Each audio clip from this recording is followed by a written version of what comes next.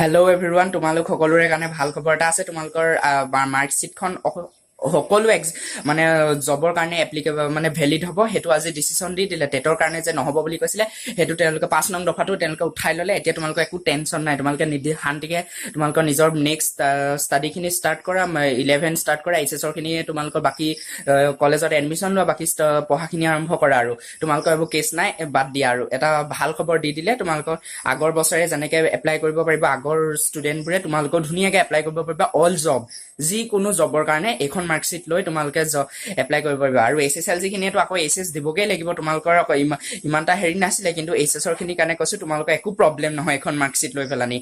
আৰু তোমালোকে HSLC খিনিয়ে কি কৰা, ফিজিক্স পালা প্লেটফৰ্মত যদি তোমালোকে ল'ম বুলি ভাবিছা লৈ লোৱা। একেবাৰে মিনিমাম প্ৰাইজত তোমালোকে ধুনীয়াকে নিট বা জেই কোচিং কৰিব পাৰিবা, বা নিট বা জেই নহলেও বৰ্ডলৈও বহুত ভালকে প্ৰিপেয়াৰ হৈ যাব পাৰিবা।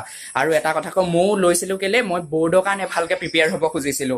যিহেতু মোৰ এইম মানে কি ক'ম আৰু আগৰ পৰাই সৰু পৰাই আছিলে কি যে কম্পিউটাৰ লাইনত, বিশেষকে মই ডাইৰেক্ট কম্পিউটাৰে অকল যাব খুজিছিলো BCA। সেইটো কাৰণে সেইটোৱে ললো। কিন্তু তোমালোকে এটা কাম কৰা যে ফিজিক্স পালা বা আন একাডেমিক লৈ লোৱা। মইতো ফিজিক্স পালা ভাল পাওঁ।